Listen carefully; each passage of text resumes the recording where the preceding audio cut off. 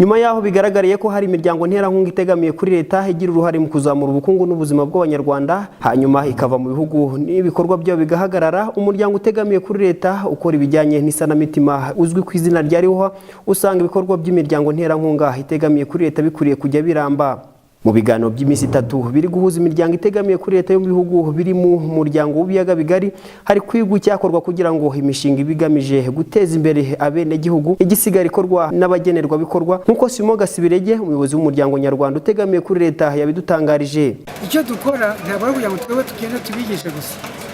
Ubu byo twatangiye gukora nk'abakobwa babyariye iwabo, ni gute bo bahura n'ababyeyi babo kugira ngo bumvikane baganire, aho kugira ngo ababyeyi babajugunye noneho babakire mu buryo bwo kumuryango muke.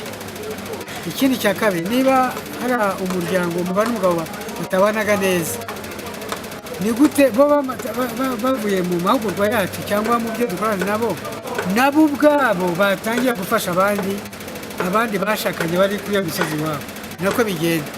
Ariko cyane cya gatatu ni ukuntu uvuga ngo twebwe tumara kugenda ni bande bazadusimbura.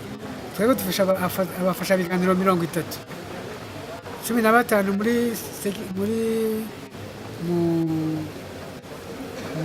mu mirenge yambazi na Ruhashya na 15 bari mu murenge wa Mageragere.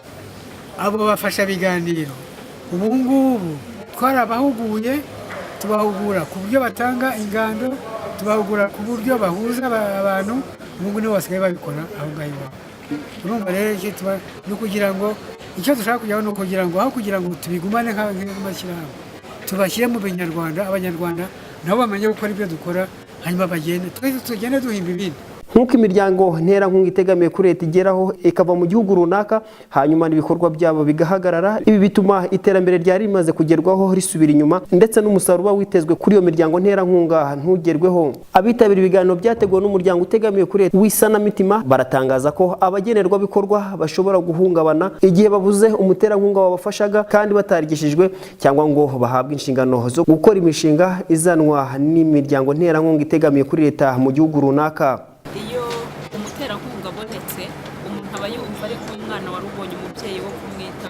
Birumvikana rero iyo wa muterankunga agiye, umwana arahungabana nyine kuko ibyo wahabwaga ntabwo uba ukibibona.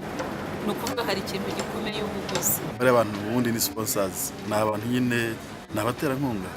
Abaterankunga rero iyo bagiye bajyana n'amafaranga bafashisha cyangwa n'ibikoresho ibyo byose baba bafite, bityo rero bigatuma bitakomeza ibikorwa bitakomeza nyine ngo abaterankunga ba benefitinye nyine muri ibi bikorwa nk'uko byari bisanzwe bimeze. Ibi biganiro bigamije gushakira umuti w'ikibazo cy'uko imishinga y'imiryango itegamiye kuri leta itaramba mu gihe ba nyiri kuyitangiza batakibarizwa aho igikorwa kibera, bizamara iminsi 3 bikabaha byitabiriwe n'ibihugu bibiri ari by'u Rwanda ndetse n'igihugu cya Repubulika Iharanira Demokarasi ya Kongo n'imiryango itegamiye kuri leta igera kuri 30. Igihugu cy'u Burundi kikaba kititabira ibiganiro bitewe n'ikibazo cy'umutekano muke uri muri icyo gihugu. Umuryango nterankunga utegamiye kuri leta uzwi ku izina rya RIHOA ukabaho ukora ibikorwa by'isanamitima cyane cyane ku bahura n'ibibazo by'ihungabana ndetse n'abagizweho ingaruka na Jenoside yakorewe Abatutsi kimwe n'abahuye n'ibibazo by'ihohoterwa.